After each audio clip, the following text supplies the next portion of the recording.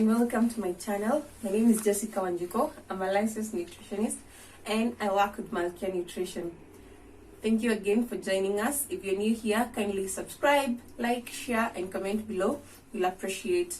And on this channel, we talk about matters nutrition, health, well-being, exercise, diet, and how to prevent and manage lifestyle diseases. So welcome again. We're still continuing to talk about lifestyle diseases.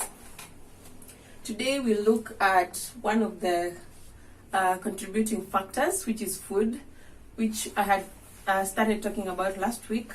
So this is one of the causes of lifestyle diseases, which is food.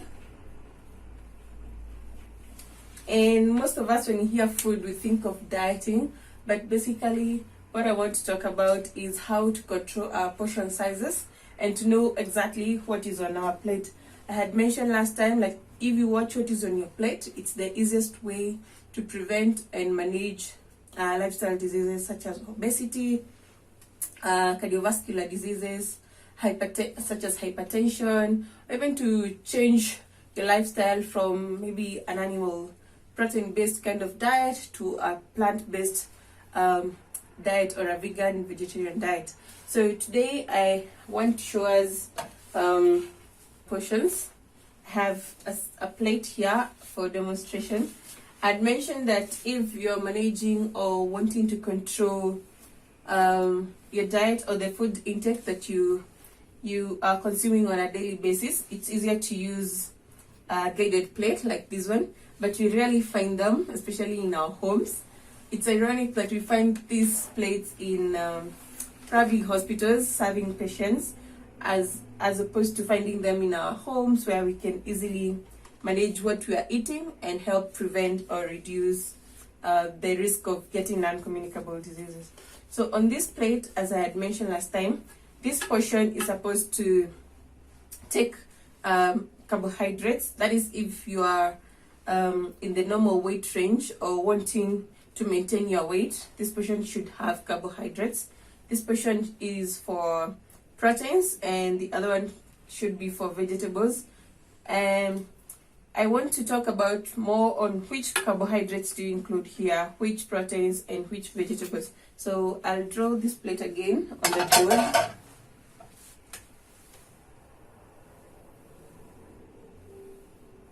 So kind of looks like that. So we have carbs, fruits and veggies. So let's talk more about carbohydrates. So we have different kinds of carbohydrates. I feel like I'm taking us back to a biology class, but I just want to simplify it and talk about non-processed carbohydrates as opposed to highly processed carbohydrates.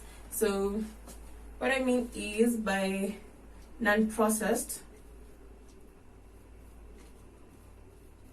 these are the traditional foods that you find we consume them either in their raw state or maybe boiled or maybe steamed. We don't cook them so much, or there's no much process that goes into their production. For example, examples of carbohydrates that are non-processed or traditional, you might find arrowroots or ndoma, that is, or yams. You might find the whole grain flours, like the ones we used to have at home, that are taken to a portion mill, where you take maize to a portion mill or wheat to a portion mill and they don't remove the husk.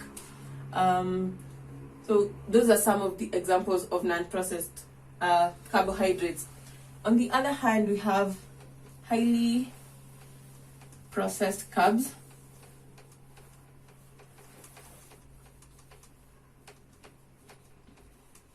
This may include things like white rice or white flour,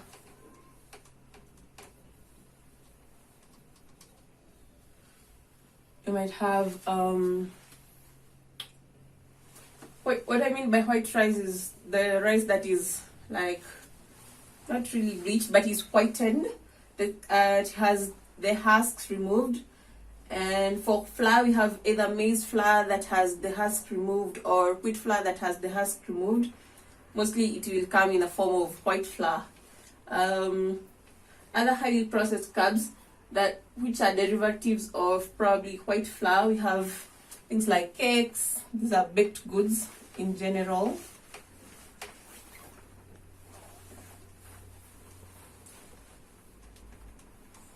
Any kind of baked goods, including mandazi, mahamri, cakes.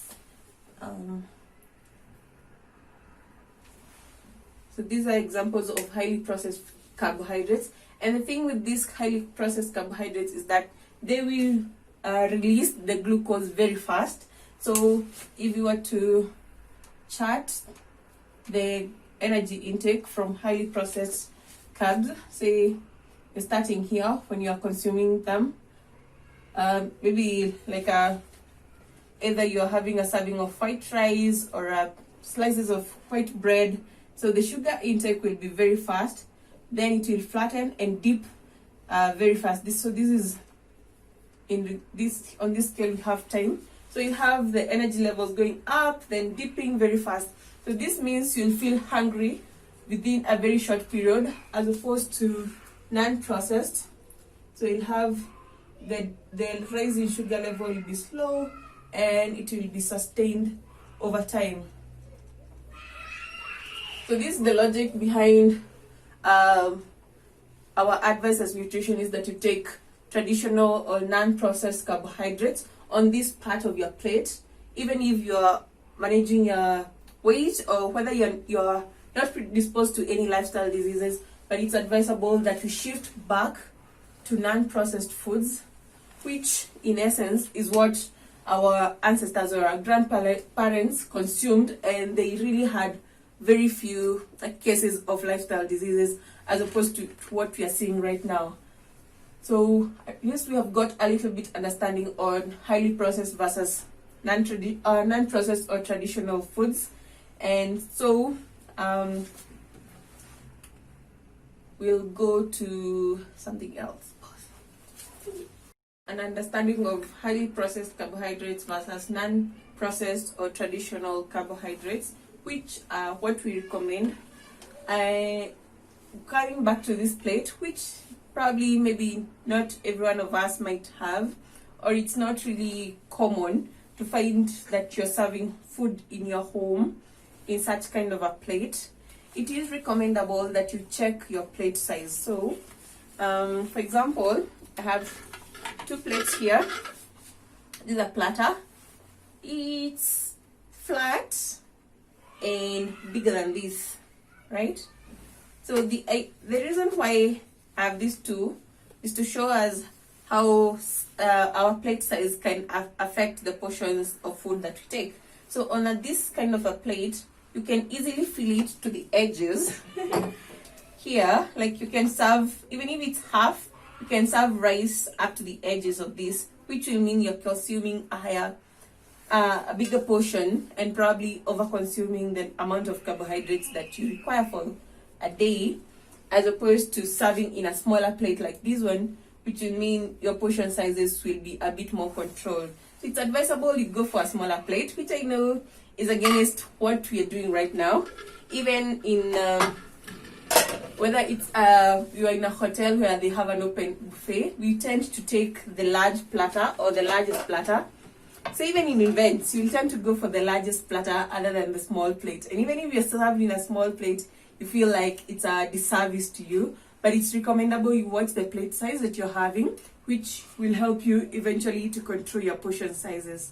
So with that, I've tackled a certain aspect of this normal plate that we use to guide our consumption of food, and in the long run, it will help us to control or prevent non-communicable diseases. We'll continue to look at veggies and fruits, the different types, what is more recommendable over the other, and in all, I hope that we'll have more information about how to control, how to prevent non-communicable diseases, and to manage them.